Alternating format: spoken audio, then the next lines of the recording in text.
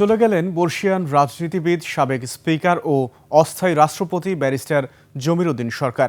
রোববার বিকেলে জানাজা শেষে জাতীয় সংসদ প্রাঙ্গণে দাফন করা হয় তাকে।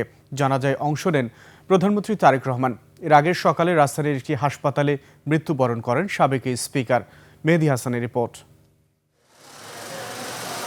ব্যারিস্টার জমির উদ্দিন সরকার শহীদ প্রেসিডেন্ট জিয়াউর রহমান ও বেগম খালেদা জিয়ার অন্যতম আস্থাভাজন এই নেতা একসময় ছিলেন জাতীয় সংসদের স্পিকার।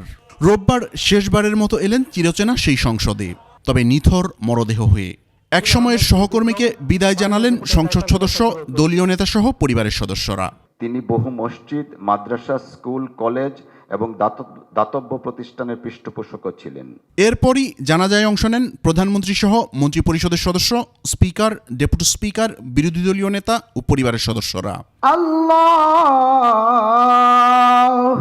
আকবার। জানাজা শেষে রীতি অনুযায়ী তাকে শ্রদ্ধা জানান রাষ্ট্রপতি, সামরিক সচিব। এরপর প্রধানমন্ত্রীর শ্রদ্ধা নিবেদন।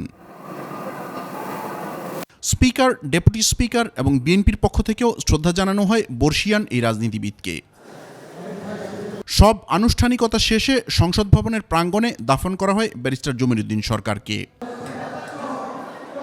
মেহেদী হাসান, 21 টেলিভিশন, ঢাকা।